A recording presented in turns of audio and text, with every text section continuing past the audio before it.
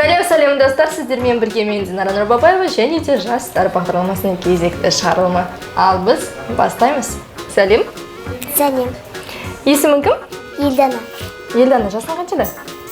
7-де. Есімің кім? Насиба. Насиба. Жасың қаншада? 13-те. Есімің? Нурия. Нурия. Жасың қаншада? 14-те. Есімің кім? Аман Айгерім. Айгерім, жасың қаншада? Жасым 7-де. Аман Дидар. Сәлем. Сәлеметсіз бе? Қалай? Өте керемет. Жасың қаншада? 14-те. Есімің? Бағыт Аңсаған. Аңсаған. Жасың қаншада? 13. Еркай. Ал жасың қаншада? 9-да. Есімің? Еркежан. Еркежан. Жасың қаншада? 12-де. Есімің? Нұрәлі. Нұрәлі. Жасың қаншада? 11-де. Есімің? Иманәлі. Жасың нешеде? 10-да. Тамаша. Актер деген кім? Актерден кино сондай. Кино не түсіретіндер? Киноға түсетін адамдарды сөйтіп айтады. Адамдарға кино көріп, кино көру үшін не істейтін актер деп айтады. Өзінің қабілетін көрсете алған адам. Что он может показать. Актер деген киноға түсетін адам. Бір өмірді сипаттап өзіне берілген рөлді атқарып шығатын адам. Актер деген мен үшін мировой звезда, жұлдыз. Актер деген ол киноға, Актриса деген ол киноларға түсетін танымал адам. Қандай өнерің бар? ән айта аламын. Бізге қазір айтып берсең? Мереке деген әнім бар еді. Давай. Бір куплетінен несін айтып берейін, қайырмасына. Бақыт қонатын күн, дабыл қағатын күн, бүгін ақ тілектер қабыл болатын күн. Бізбен бірген сала, күндер тұртам сана, шаттық сыйлайтын күн баршаға. Қазақ қызын намысын сыңғырлаған сезімде, Айша бибі домалаған алатын көзінде, балаусы... You're a good shoulder, choosing your battles. Break yourself over, dash yourself over, back in no serious. We're on the front line, everyone's watching. You know it's bigger and close, this isn't over. The pressure's on, you feel it, but you've got to all believe it. One if you get up, or if you get up, Tamina, Sangalera. Cause this is Africa, Tamina, waka waka, Tamina, Sangalera. Cause this is Africa. Мен едім ғой жүрегіңе орнайтын сыңар, қауып жарған гүл сезімің солмайтын шығар. Жадырайсың жан гүлдеп маған ұқсайды, ұқсаған мен дәл өзіндей болмайтын шығар. Суығына мен секілді тоңмайтын шығар. Эй, маған ұқсайды, күймедегі ханның қызы құрметі дара. Маған ұқсайды, анашымның күзгіндегі суреті ғана. Нәзік жүрек ғашықтықтан қадау басайды, шын ғашықтар ауыстаса бағау басайды. Біз секілді бір адам жоқ жердің бетінде, көк жұлдызы қоршағандай саған ұқсайды. Айға жақын тұрған жұлдыз маған ұқсайды. Эй, маған ұқсайды, күймедегі ханның қызы құрметі дара. Маған ұқсайды, анашымның күзгіндегі суреті ғана.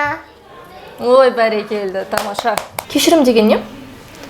Кешірім дегеніміз ренжіткен адамды кешіру.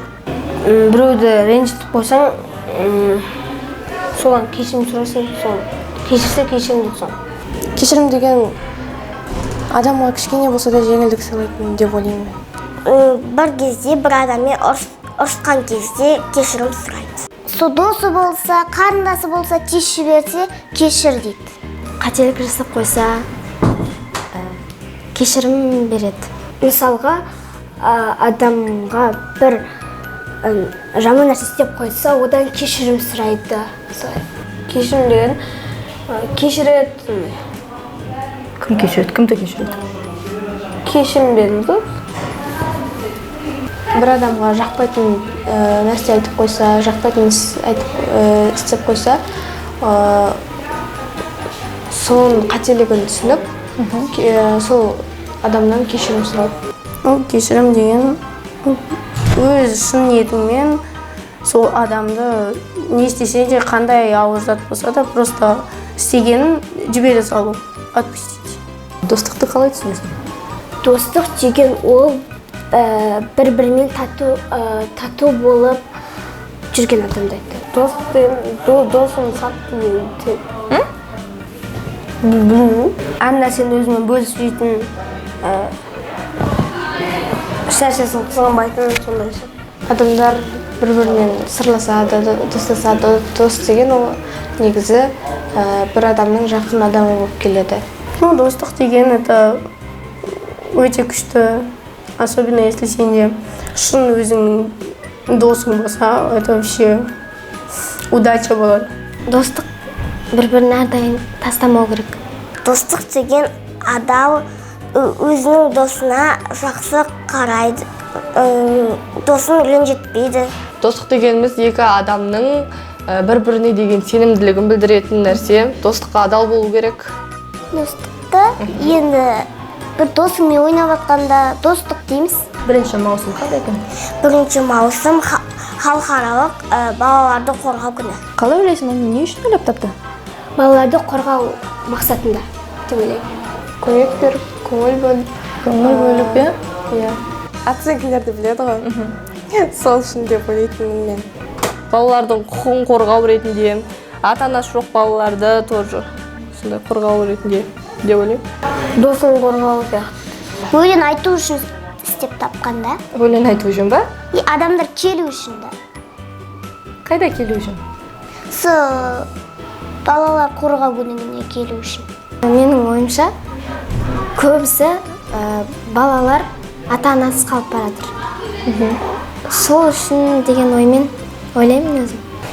Если тебе предложат какую-то одну суперспособность, но ты можешь выбрать только одну, что бы ты выбрала? Читать мысли. Бүйтіп көзге көрінбей жүреді ғой. Солсын таңдаймын. Адамның ойын оқу. Төбеге шығады. Соны таңдайтын едім. Кедейлерді бай қылғым келеді. Егер де сенің ата-анаң айтқанның бәрін істейміз деп айтса саған, ең бірінші не істеткізесің? Негізі маған ата-анам бәріне рұқсат береді. Бірақ татуировка салдыратын. Бассейнге апару. Кимоно. Ойыншықты әрсілай. Ойыншық? Киноға түсіп, мені қолдап, қасымда жүріп әрдайым солай жүрсе. Соны армандайсың. Балалар үйіне барып, сол жерге өздерін қалаған ойыншықтары көп апарып беріп, и тамақ апарып беріп айтатын едім. Ештеңе сұрамайтын шығар? Аман, бәрі аман болса болды. 30 жасқа келгенде не істейсің? 30 жасқа келгенде әже боламын ғой. Спецназ боласың. Актриса болғым келеді. Путешествовать буду. Балаларым болады. Осы кастингтен өтсем, актриса боламын. Тағы бір ойым дәрігер болу. 30 жасымда мен күйеуге енді тиетін шығармын. Неге? Мен бірінші өзімнің өмірімді сүріп алғым келеді. Елестетші, сен Шымкент қаласынан әкім болып кеттің. Мен барлық адамдарға көмектесер едім. Адамдарды несін айлығын көтереді едім. Үй жоқ адамдарға тегін үй берем, тамақ берем. Ел басқару жастардың қолында ғой. Сол жастарға көбірек көңіл бөлетін едім. Жастарға тегін үйірмелер ашып, мысалы. Бутиктерден бәрі тегін қылғым келеді. Үй жоқ адамдар үй алып беретін едім. Детдомдарға көп ақша беретін едім. Ну, на благотворительность. Потом ауыл жақтарды көмектесіп, что надо. Жолдарды жөндеп, малодостаточный семьяларға көмектесіп всем. Танымал актриса болу үшін не істеу керек? Танымал актриса болу үшін рөлдерді жақсы ойнау керек, шынайылықты көрсету керек, берілген рөлдегі нәрсені шынайы түрде жеткізіп, өзің еркін сезініп, ойнағанда да бар жан тәніңмен түсіріп не қылу керек. Көп еңбектену керек, трудиться. Танымал актриса болу үшін көп еңбектену керек, ерінбеу керек. Еңбектену керек. Оқу керек. Осындайларға келе беру керек деп ойлаймын. Танымал актриса болу үшін ұялмау керек. Халықтың алдында атақты актрисалар сияқты болу керек. Анашым, сізге рахмет. Мен сіздерді қатты жақсы көремін. Кім сіздерді? Олар түсінбейді ғой кейін. Мен апамды, папамды, мамамды, ағамды, әпкемді, інімді. Мама, папа, қазір көріп отырсаңыздар сіздерге үлкен сәлем жолдаймын. Және де осы күнге дейін мені ешкімнен кем көрсетпей, қатарластарынан қалдырмай, осылай мені әрдайым қолдап жүргендеріңізге үлкен рахмет. Осындай ата-анам барына өте қуаныштымын. Және де барлықтарыңызға үлкен алғыс айтамын. Және де көріп отқандарыңыз, мені осындай көріп отқандарыңызға үлкен алғысым шексіз. Мама, привет. Сен қанша арсызсаң да мен сені қатты жақсы көремін. Жұмыстан шаршап келген кезде де негатив кішкене болады ғой шаршағанға кезде, бірақ мен сені бәрібір жақсы көремін. Папа, сен қанша алыста болсаң да мен сені бәрібір жақсы көремін. Әрдайым жүрегімдесіз. Анашым, әкешім, мен сіздерді қатты жақсы көремін. Мені осындай жақсы қыз болып тәрбиелеріңізге көп рахмет. Мама, папа, привет. Қалайсыздар? Мен сіздерді қатты жақсы көремін. Мен осы өмірге келгендеріңізге рахмет. Мен сіздерді қатты жақсы көремін. Ешкімнен кем қылмай өсіргеніңізге рахмет.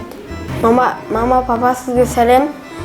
Мен сіздерді жақсы көремін. Сіздерге үлкен рахмет. Сәлем, менің ата-анам. Мен сіздерді қатты жақсы көремін. Бүгін негізі мен туған күнім. Қош? Иә. Шынымен? Иә. Туған күн құтты болсын. Рахмет. Ата-анам, анам мені бүгін туып әкелгеніңізге рахмет.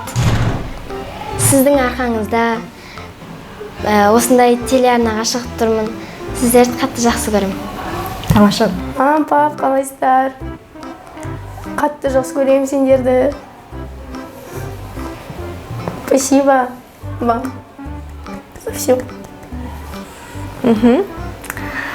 Бәрекелді. Нұрия, олай болса, аяқтаймыз. Бітіреміз, иә?